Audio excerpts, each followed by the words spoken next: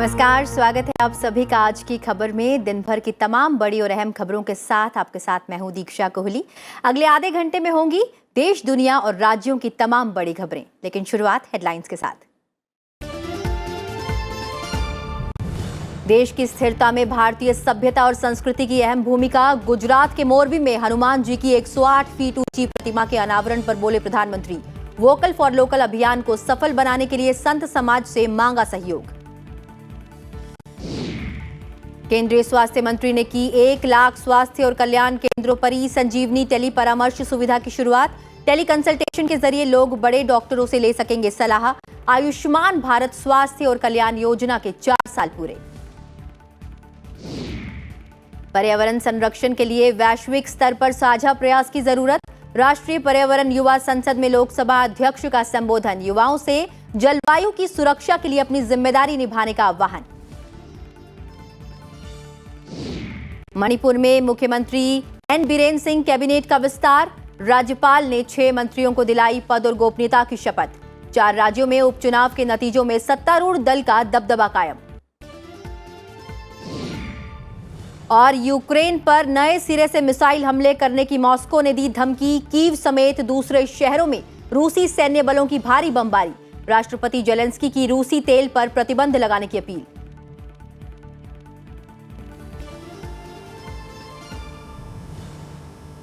और हेडलाइंस के बाद अब एक नजर उन खबरों पर जो आज सुर्खियों में रही।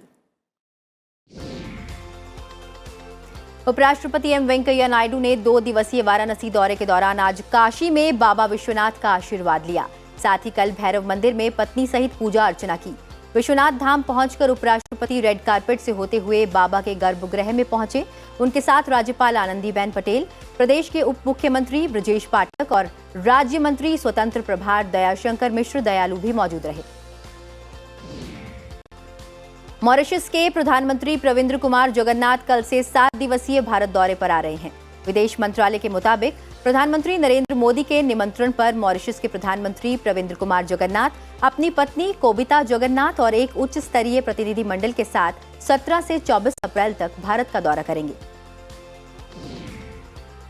सोनिया गांधी, शरद पवार, ममता बनर्जी, एम.के. स्टालिन, हेमंत सोरेन, तेजस्वी यादव और अन्य कई विपक्षी नेताओं ने लोगों से शांति और सद्भाव बनाए रखने का सांप्रदायिक हिंसा के अपराधियों को कड़ी सजा देने की संयुक्त अपील की है।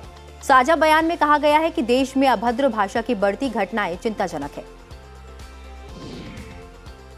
देश में एक दिन में कोविड-19 के 975 नए मामले सामने आए हैं। इसके साथ ही उपचाराधीन मरीजों की संख्या बढ़कर 11,366 हो गई है। उपचाराधीन मरीजों की संख्या कुल मामलों का लेवल 0.03% है, जबकि संक्रमण मुक्त होने वालों की राष्ट्रीय दर 98.76% है। मझगांव डाक शिप बिल्डर्स लिमिटेड 20 अप्रैल को P75 स्कॉर्पियन परियोजना के तहत छठी पनडुब्बी वाशगीर लॉन्च करने की तैयारी में जुटा है। अधिकारियों के मुताबिक इस साल अप्रैल और मई में 3 प्लेटफॉर्म, 1 पनडुब्बी, 15 ब्रावो विध्वंसक और 1 स्टील्थ फ्रिगेट लॉन्च करने की कोशिश की जा रही है। अमेरिका और यूरोप के कई देशों के बच्चों में लीवर संबंधी गंभीर बीमारी के रहस्यमय मामले सामने आए हैं। स्वास्थ्य अधिकारी इन मामलों संबंधी अनुसंधान कर रहे हैं और उनका मानना है कि इसका संबंध एक ऐसे वायरस से हो सकता है जिसके कारण आमतौर पर जुकाम होता है। चीन के 3 अंतरिक्ष यात्री देश के नए अंतरिक्ष स्टेशन पर रिकॉर्ड 6 महीने बिताने के बाद सुरक्षित पृथ्वी पर लौट आए हैं। शेनझोउ 13 कैप्सूल 3 अंतरिक्ष यात्रियों झाई झिंझांग, वांग यापिंग और ये गुआंगफू को लेकर उत्तरी चीन के आंतरिक मंगोलिया स्वायत्त क्षेत्र के गोबी रेगिस्तान में डोंगफेंग लैंडिंग स्थल पर सफलतापूर्वक उतरा। पाकिस्तानी संसद के निचले सदन नेशनल असेंबली के उपाध्यक्ष कासिम खान सूरी ने अपने खिलाफ अविश्वास प्रस्ताव पर मतदान से पहले इस्तीफा दे दिया। कासिम खान सूरी पूर्व प्रधानमंत्री इमरान खान की पार्टी पाकिस्तान तहरीक-ए-इंसाफ पार्टी के सदस्य हैं और नेशनल असेंबली अध्यक्ष असद कैसर के इस्तीफे के बाद सदन के कार्यवाहक अध्यक्ष की भूमिका निभा रहे हैं। फिलीपींस में उष्ण कटिबंधीय तूफान से मृतकों की संख्या 130 से अधिक हो गई है। अनेक लोग अब भी लापता हैं, जिन्हें तलाशने के प्रयास किए जा रहे हैं। इस सप्ताह के शुरू में देश के मध्य क्षेत्र में मेगी तूफान से तेज बारिश शुरू हुई, चट्टानें खिसकने की घटनाएं हुई और बाढ़ आ गई। अंतर्राष्ट्रीय स्तर पर तेल की कीमतों में जारी तेजी के बीच विमानों में ईंधन के तौर पर इस्तेमाल होने वाले एटीएफ की कीमतें भी 0.2% बढ़ा दी गई हैं। ये एटीएफ की कीमतों में हुई इस साल की लगातार 8वीं बढ़ोतरी है। सार्वजनिक तेल कंपनियों की तरफ से जारी अधिसूचना के मुताबिक एटीएफ के दाम में 277.5 रुपए प्रति लीटर की वृद्धि की गई है।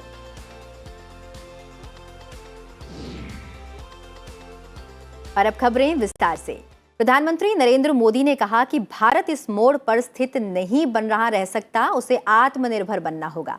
प्रधानमंत्री ने हनुमान जयंती के अवसर पर वीडियो लिंक के जरिए गुजरात के मोरबी में भगवान हनुमान की 108 फीट ऊंची प्रतिमा का अनावरण करते हुए कहा कि भारत अब स्थिर नहीं बना रह सकता। हम जहां हैं वहीं बने नहीं रह सकते। वैश्विक स्थिति ऐसी है कि पूरी दुनिया ये सोच रही है कि आत्मनिर्भर कैसे बनना है। प्रधानमंत्री ने कहा कि अगर आगामी 25 साल में हम केवल स्थानीय उत्पाद इस्तेमाल करते हैं तो हमारे लोग बेरोजगार नहीं रहेंगे। गुलामी के मुश्किल कालखंड में भी अलग अलग हिस्सों को, अलग अलग वर्गों को जोड़ा। आजादी के राष्ट्रीय संकल्प के लिए एकजुट प्रयासों को सशक्त किया। हजारों वर्षों से बदलती स्थितियों के बावजूद भारत के अड़िग अटल रहने में हमारी सभ्यता, हमारी संस्कृति की बड़ी भूमिका रही है। केंद्रीय स्वास्थ्य मंत्री मनसुख मांडविया ने कहा कि भारत स्वास्थ्य सेवा क्षेत्र में सांकेतिक समाधान से समग्र समाधान की ओर बढ़ गया है। उन्होंने आज आयुष्मान भारत स्वास्थ्य और कल्याण योजना के 4 वर्ष पूरे होने पर वीडियो कॉन्फ्रेंस के माध्यम से 1 लाख केंद्रों पर ई संजीवनी टेली परामर्श सुविधा की शुरुआत की। इस मौके पर स्वास्थ्य मंत्री ने कहा कि ई संजीवनी के जरिए विशेष रूप से ग्रामीण और दूरदराज के क्षेत्रों में सस्ती और सुलभ स्वास्थ्य देखभाल सेवा प्रदान की जा रही है। उन्होंने कहा कि स्वास्थ्य और देखभाल केंद्र आने वाले दिनों में स्वास्थ्य के क्षेत्र में बड़ी क्रांति लाएंगे। देश में इस समय 1,17,000 से अधिक स्वास्थ्य और कल्याण केंद्र काम कर रहे हैं। उन्होंने बताया कि ई संजीवनी सुविधा के माध्यम से आम नागरिक देश के बड़े डॉक्टरों से सलाह ले सकेंगे। उन्होंने कहा कि प्रधानमंत्री ने स्वास्थ्य क्षेत्र को प्राथमिकता दी है। स्वास्थ्य मंत्री ने कहा कि देशवासी स्वस्थ रहेंगे तभी राष्ट्र प्रगति करेगा। उन्होंने बताया कि 18 से 23 अप्रैल के बीच देश के प्रत्येक प्रखंड में स्वास्थ्य मेला आयोजित किया जाएगा। डिस्ट्रिक्ट प्लेस पर या तो स्टेट के कोई हेडक्वार्टर्स पर ट्रीटमेंट के लिए जाना ये बहुत मुश्किल होता है। ऐसी स्थिति में प्रधानमंत्री जी ने हेल्थ एंड वेलनेस सेंटर को स्पोक के रूप में और डिस्ट्रिक्ट हॉस्पिटल को हब के रूप में विकसित करने के लिए जो इनिशिएटिव लिया है, मुझे लगता है कि आने वाले दिनों में एक बहुत बड़ा रिवॉल्यूशन लाएंगे हेल्थ केयर सेक्टर में। बहरहाल बढ़ते हैं आगे, अगली खबर की ओर रुख करते हैं। लोकसभा अध्यक्ष ओम बिरला ने कहा है कि मानवता के साझा भविष्य की सुरक्षा और एक बेहतर दुनिया के निर्माण के लिए पर्यावरण का संरक्षण आवश्यक है। उन्होंने संसद परिसर में राष्ट्रीय पर्यावरण युवा संसद के कार्यक्रम को संबोधित करते हुए ये बात कही। लोकसभा अध्यक्ष ने कहा कि जलवायु संरक्षण हमारे जीवन के तरीके में निहित है। उन्होंने जलवायु संरक्षण के लिए सामूहिक कार्य योजना की जरूरत बताई।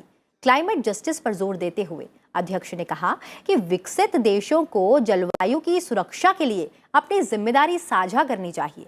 उन्होंने कहा कि जलवायु संबंधी मुद्दों से निपटने के लिए एक सामूहिक कार्य योजना तैयार की जानी चाहिए और उसे लागू किया जाना चाहिए। आज आवश्यकता इसी बात की है कि पर्यावरण को संरक्षण रखने के लिए दुनिया को एक साझे प्रयास करने की आवश्यकता है। हमने इसको लक्ष्य बनाकर हमारा विकास भी न रुके और एक सस्टेनेबल रूप से हम पूरी दुनिया को एक नई दिशा दे सकें।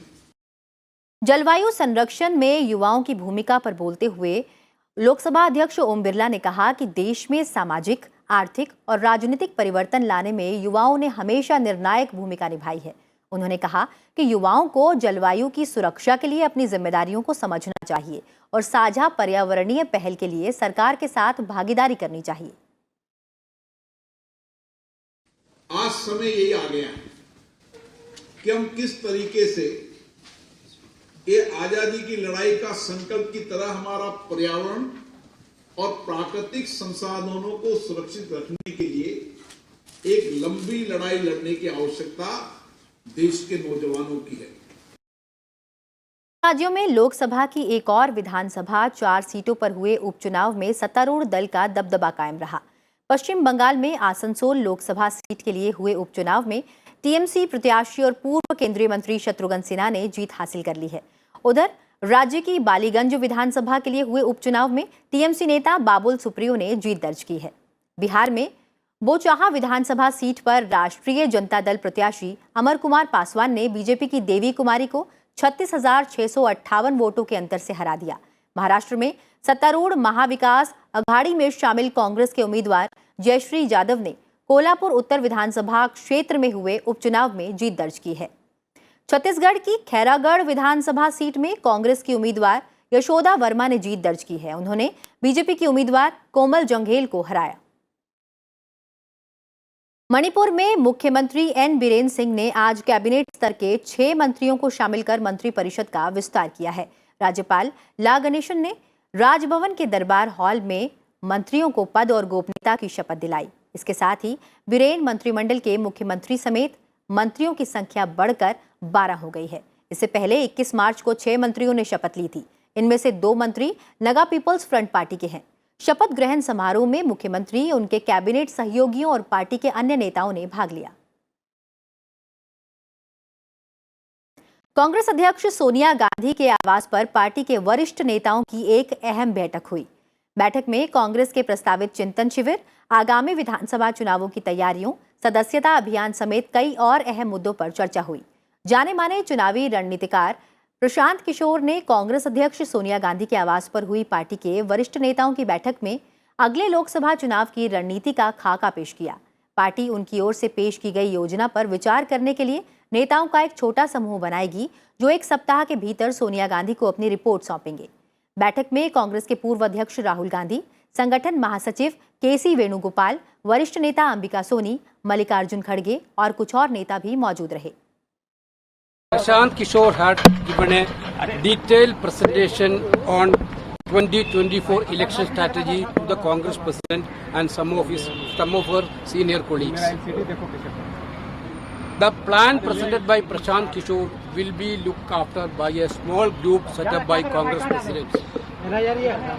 That group will give reports to the Congress President within a week time for a final decision. बढ़ते हैं आगे और बात करते हैं राज्यों से जुड़ी हुई खबरों की।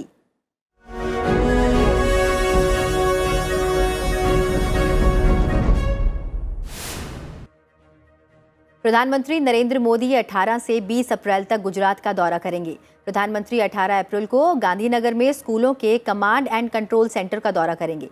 19 अप्रैल को बनासकांठा में दियोदर में बनास डेयरी संकुल में कई विकास परियोजनाओं की आधारशिला रखेंगे।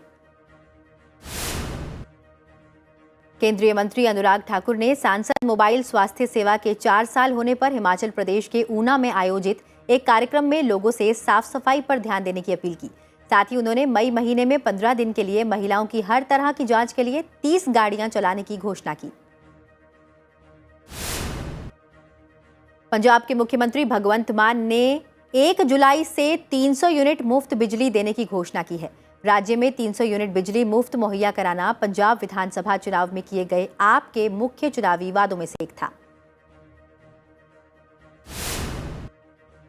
मणिपुर में मुख्यमंत्री एन बीरेन सिंह ने ब्लॉक स्तरीय जन स्वास्थ्य जांच कार्यक्रम शुरू किया है।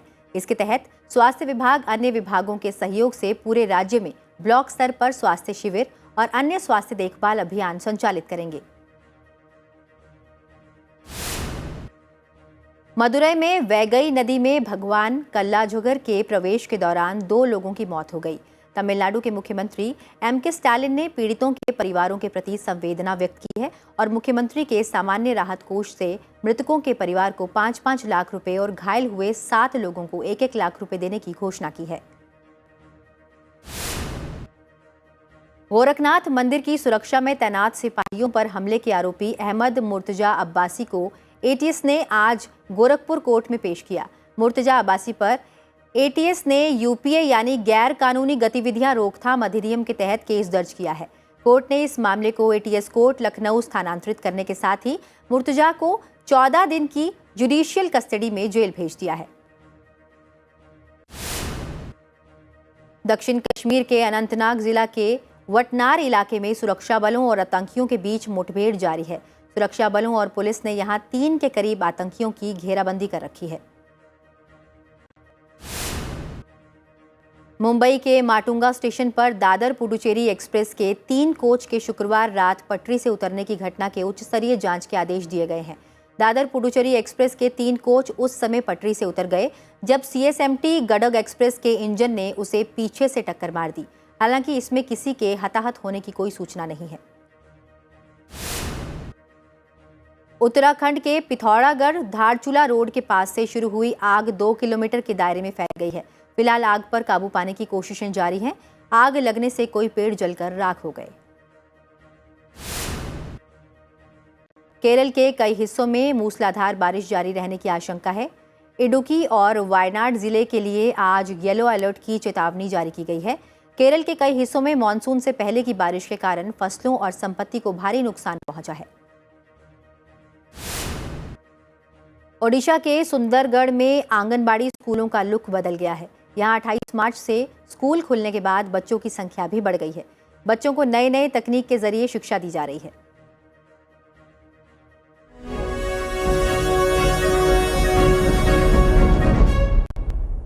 अब बढ़ते हैं आगे और अहम खबरों पर नजर डालते हैं। आर्थिक संकट गहराने से श्रीलंका में सरकार विरोधी प्रदर्शन तेज हो गए हैं। प्रदर्शनकारी राष्ट्रपति गोटबाया राजपक्षे के इस्तीफे की मांग कर रहे हैं। गहरे वित्तीय और राजनीतिक संकट से जूझ रहे श्रीलंका के शेयर बाजार कोलंबो स्टॉक एक्सचेंज में कारोबार 1 हफ्ते तक बंद रहेगा। श्रीलंका प्रतिभूति एवं विनिमय आयोग ने प्रेस विज्ञप्ति में इसकी घोषणा की। उसने कहा कि निवेशकों को बाजार के बारे में अधिक स्पष्टता और समझ पैदा करने के लिए मौका देने के इरादे से कोलंबो स्टॉक एक्सचेंज में इस सोमवार से लेकर शुक्रवार तक कारोबार बंद रखने का फैसला लिया गया है। इस घोषणा का मतलब है कि 18 अप्रैल से शुरू होकर 22 अप्रैल तक कोलंबो शेयर बाजार में कारोबार अस्थायी तौर पर बंद रहेगा। रूसी सेना ने कीव, पश्चिमी यूक्रेन और अन्य हिस्सों पर फिर से हमला तेज कर दिया है। यह यूक्रेन और उसका साथ देने वाले पश्चिमी देशों के लिए चेतावनी है कि पूर्वी यूक्रेन पर हमले की रूसी योजना के बावजूद पूरा देश अभी युद्ध के खतरे के साए में है। मॉस्को ने कीव पर नए सिरे से मिसाइल हमले करने की धमकी दी है। रूसी रक्षा मंत्रालय के प्रवक्ता इगोर कोनाशकेनकोव ने कीव पर नए सिरे से हमले करने की धमकी देते हुए कहा कि रूस ने कीव में मिसाइल प्रणालियों की मरम्मत और उत्पादन केंद्र को नष्ट करने के लिए मिसाइलों का इस्तेमाल किया। दक्षिणी बंदरगाह शहर मरियुपोल में लड़ाई अभी तक जारी है।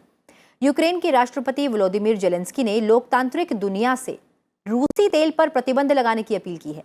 राष्ट्रपति जेलेंस्की ने वीडियो संदेश में कहा कि लोकतांत्रिक दुनिया को यह स्वीकार करना चाहिए कि ऊर्जा संसाधनों के लिए रूस को मिलने वाला धन वास्तव में लोकतंत्र के विनाश के लिए इस्तेमाल होने वाला धन है। उन्होंने कहा, लोकतांत्रिक दुनिया जितनी जल्दी ये समझ लेगी कि रूसी तेल पर प्रतिबंध लगाना उसके बैंकिंग क्षेत्र को पूरी तरह अवरुद्ध करना शांति के लिए आवश्यक कदम है, युद्ध उतनी ही जल्दी समाप्त हो जाएगा। देश भर में आज हनुमान जयंती की पूरी आस्था और विश्वास के साथ मनाई जा रही है। प्रधानमंत्री नरेंद्र मोदी ने इस मौके पर देशवासियों को बधाई दी है। हनुमान जयंती पर जगह जगह मंदिरों में पूजा अर्चना की जा रही है। साथ ही कई जगहों पर कार्यक्रम का आयोजन भी किया गया है। प्रधानमंत्री ने भगवान हनुमान को शक्ति, साहस और संयम का प्रतीक बताते हुए ट्वीट कर कहा कि भगवान हनुमान के आशीर्वाद से सभी का जीवन शक्ति, बुद्धि और ज्ञान से परिपूर्ण हो।